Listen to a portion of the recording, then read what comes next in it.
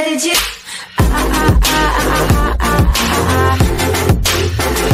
Anything you want. IMF reveals that crypto is the new world order endgame. Here are the details on the IMF's endgame plans. The only question is how exactly the IMF plans to attach the SDR basket to a crypto framework. By Randon Smith ELT Market. There are two kinds of globalist schemes. First, there are the schemes they spring on the public out of nowhere haphazardly in the hopes that the speed of the event along with some shock and awe will confuse the masses and make them psychologically pliable. The strategy loses effectiveness quickly, though. The longer the plan takes to implement, the more time the people have to reconsider what is actually happening and why. Second, there are schemes they slowly implant in the collective psyche of the citizenry over many years, much like subliminal messaging or hypnosis. The strategy is designed to make the public embrace certain destructive ideologies or ideas as if these ideas were their own. The cryptocurrency scam is of the second variety. I have been suspicious of the cryptocurrency narrative of a centralized and anonymous monetary revolution since 2009, when I was first approached by people claiming to be representatives of Bitcoin and asked to become a promoter of the technology. After posing a few very simple questions and receiving no satisfactory answers, I declined to join the bandwagon or act as a frontman. The currency was backed by nothing tangible, and no, math is not a tangible resource. Anyone could create a cryptocurrency out of thin air that had attributes identical to Bitcoin, therefore there was no intrinsic value to the technology and nothing stopping the creation of thousands of similar currency systems, eventually making Bitcoin worthless. The scarcity argument for crypto was fraudulent. And, in the event of a grid down or an internet lockdown scenario as has occurred in the past in nations under crisis, crypto was useless because the blockchain ledger was no longer accessible. Trading with private wallets made little sense. How many people were you likely to run into in your community with a Bitcoin wallet? The amount of time and energy required to accumulate these digital nothings seemed counterproductive to me in light of the fact that they might not be there when you actually needed them. The only attributes that truly made Bitcoin valuable were its branding and the amount of hype that was generated around it. But branding and hype are not enough to sustain a currency revolution. There was one other valuable characteristic: the supposed anonymity. In 2009, it was not clear whether this was legitimate. Today we now know that any cryptocurrency that is based on a blockchain ledger is highly traceable. There are anonymous digital transactions no matter how savvy a person thinks they are. I was also suspicious of the behavior of some Bitcoin proponents in web forums.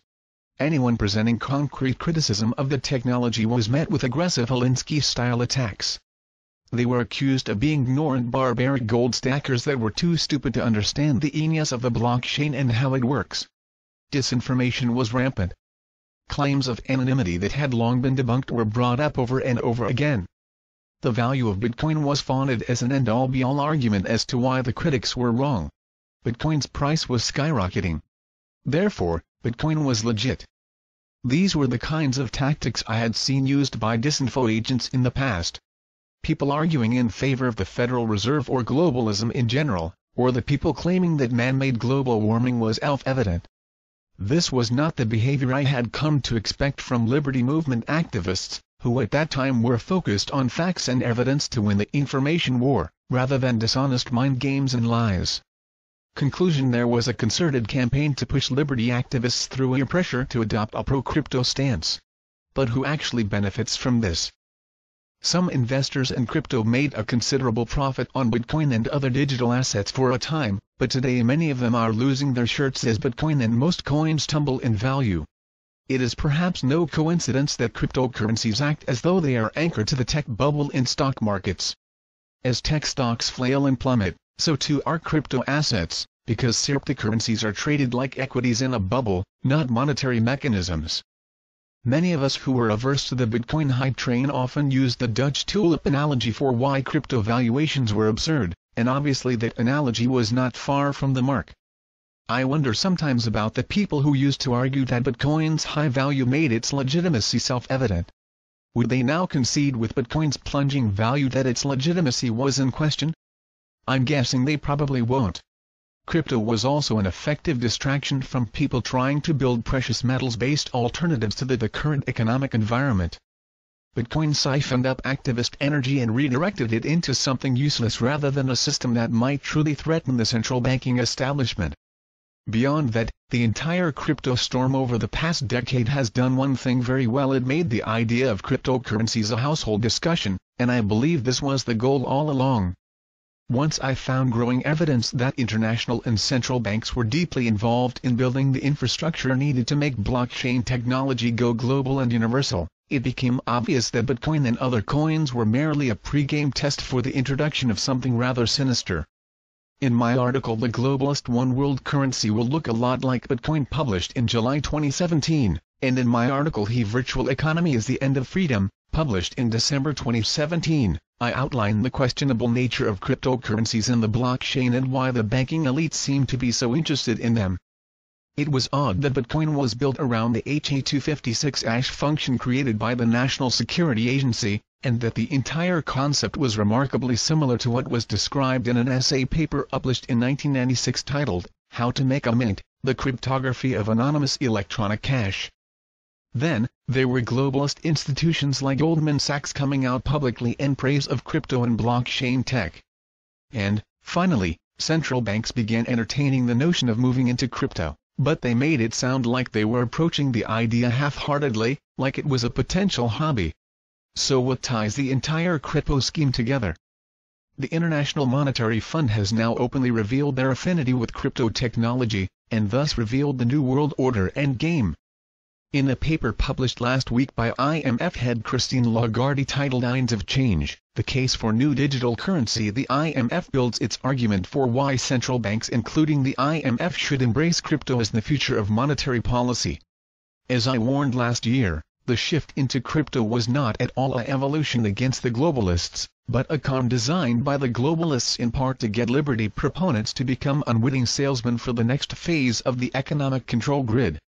But how do they intend this endgame to play out? In 1988, The Economist, a globalist publication, predicted, or rather, announced that a global currency system would be launched in the year 2018. It is now clear that crypto and the blockchain are that system. This system would eventually use the IMF special drawing rights basket as a kind of bridge to a one-world currency, which they refer to as the HONUX. Though some people claim that the SDR itself is not a currency, globalists apparently disagree. Mohammed El-Arian, former CEO of PIMCO, raised the idea of using the SDR as a world currency mechanism and as a means to counter populism, reiterating the plan outlined in The Economist in 1988. In The Economist article, it is also hinted that the role of the U.S. as an economic center for the world and the role of the dollar as world reserve currency will have to be diminished in order to clear a path for the New World Order system. We see this already taking place now, as we verge on an economic crisis which could easily collapse equity markets, bond markets, as well as the reserve status of the dollar itself. Lagarde's latest piece is written like a sales pitch, selling the idea of central bank crypto not to central bankers, but to the financial media. The media will undoubtedly run with the talking points Lagarde suggests and regurgitate them in a blaze of articles as to why global crypto controlled by the IMF is the solution to all our fiscal problems. The very core of the movement toward global crypto, I believe, is the destruction of anonymity in trade through a cashless society. When all trade is watched, all trade can be controlled.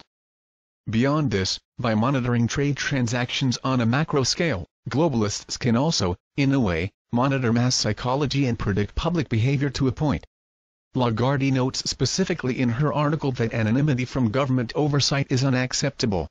She argues that any central bank cryptocurrency will have to ensure that private exchange is limited, and that centralized surveillance of transactions is warranted and necessary. What she of course fails to mention is that blockchain technology is already set up for government surveillance. It always has been. Not only this, but the very fabric of the blockchain requires that transactions are added to the ledger in order for the system to function.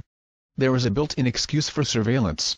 The only question is how exactly the IMF plans to attach the SDR basket to a crypto framework. This is not specifically described in Lagarde's paper. I expect that this will not be a process of slow adaptations. Instead, it will be introduced swiftly in the midst of public panic. The very thing bubble created by central banks over the past decade is ready to pop. The Federal Reserve in particular has been enthusiastic about cutting off all stimulus measures, dumping assets from their balance sheet and raising interest rates into economic weakness during the worst corporate and consumer debt environment since 2008. I suggest that the IMF already has a cryptocurrency mechanism ready to replace the dollar as world reserve, and that it will be infused into the SDR basket at the height of the coming crash. The fact that the IMF has been introducing central bank crypto talking points over the past year indicates to me that the crash is imminent.